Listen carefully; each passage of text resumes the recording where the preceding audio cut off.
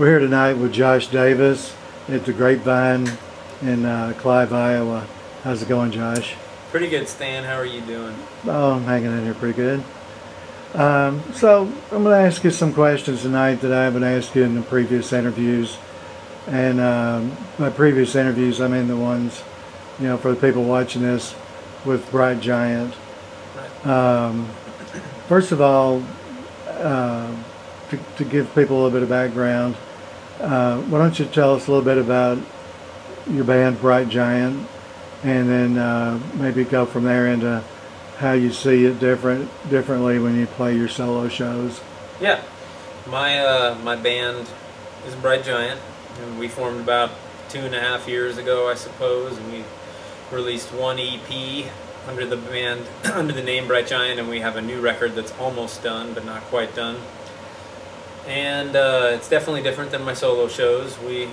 I keep them separate, and there's plenty of songs that I write specifically for the band, and plenty of songs that I write specifically for solo purposes. And most of the solo stuff is more the sad bastard kind of, not really country, because I don't consider myself country, but just singer-songwriter kind of stuff, I suppose. I'm not really sure how a solo album would sound for me yet. I definitely want to do one, but I'm not, there's no plans currently. Okay. So the band's the rock side, and then we're loud and obnoxious, and, you know,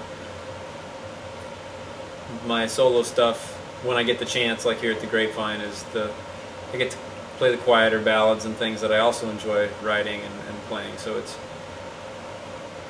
both sides of the coin for me. I need both. Yeah. Would you say both of them together kind of completes the picture? Yeah. I mean, with my old band, the Josh Davis Band, we kind of were all over the place with whether it was a pop song or more country-ish or a rockin' song, or we were kind of across the board and didn't ever really hone it in on to a specific band genre or something. But now with Bright Giant, and thanks to the help of our producers and different members, we've really focused it down to sort of, this is what Bright Giant sounds like. And if I write a song that falls outside that realm, then that's a Josh Davis song, and I have plenty of opportunities to play those shows too, and just don't currently have that record. I'll do it next. Yeah. We'll be looking forward to hearing that someday. Me too. Yeah. Did you want to say anything about the record that you're in the studio with right now for Bright Giant? Sure, yeah. It's this close to being done. We're not totally done yet. We have a few little random miscellaneous things we're working on, and then we go and mix and master over in Omaha.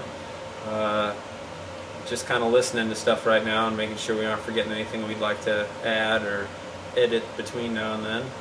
But it's definitely a, you know, it's loud and heavy, and I love the lyrics and lots of the songs. Some of them are kind of funny, and they're supposed to be a little bit tongue-in-cheek, and a lot of, you know, I can already hear people kind of, oh, the guitars are too loud, vocals aren't loud enough, and I just don't get it, which to me means I nailed it, because I'm not writing a record for everybody. I'm writing a record for people that like Bright Giant and like rock and roll, and if they're expecting it to be anything other than that, then they're just going to be disappointed. But that's not my problem. I have a great record coming out really soon. Yeah. And they can I don't want to overhype it. I am very proud of it, and my band's done awesome, and our producers are awesome, and it's really cool. That's for sure. And definitely the best thing I've done as a musician as far as studio recording, or anything else really. Well, you know how much I like Bright Giant, so I'm really looking forward to its release. And when can we expect that? Do you have a date in mind? Tentatively, it will be out in November. Supposedly it's going to be around November 11th, and that's sort of the target date, but whether or not it actually happens, I'll know better here in about, you know, within the next month. I'll know for sure when we're planning on releasing it. And I'm sure we'll do some sort of a pre-release thing, and then have this date.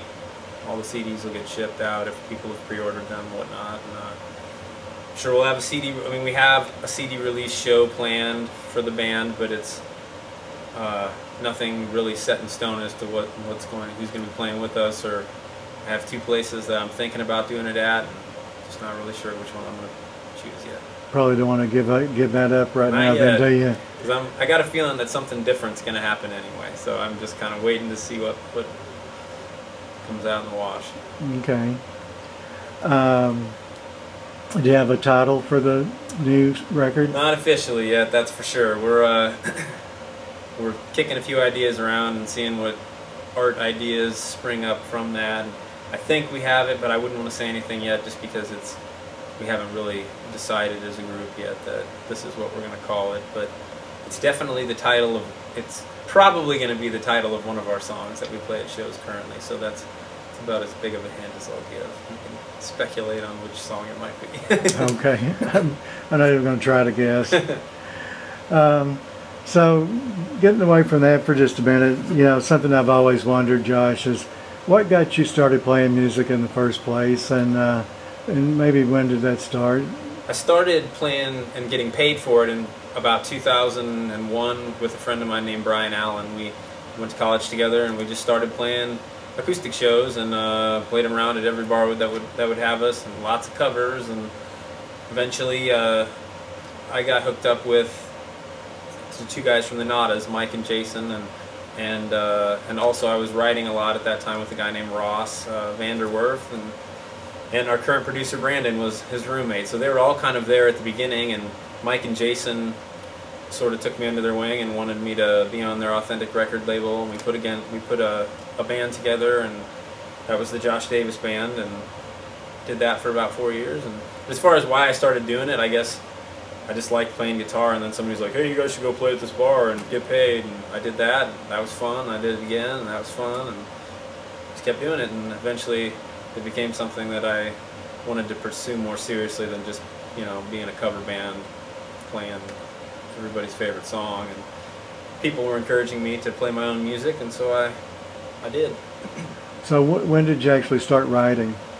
Back when I was probably like 16, I suppose. Nobody heard anything until I was probably 19, I bet. I think I remember playing some stuff in the dorms, and people would see I have a guitar and talk me into it, And I was pretty reluctant at first, but eventually it just became kind of, second nature. Not that I'm an amazing guitar player, like it's second nature, just that I just started playing guitar more often and writing more and taking it more serious, and eventually it became something real.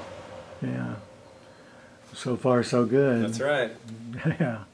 So before we wrap up, what kind of final thoughts would you like to leave our viewers with? Support local music. Come see my band. Look us up on Facebook. Google Bright Giant. We'll be right at the top of the list. You can find my solo stuff from there too. They're all kind of interlinked. And love to see more faces out at solo shows as well as the full band ones. That's good enough. All right. Josh, thanks so much for being on Insider Sessions. Thanks for having me.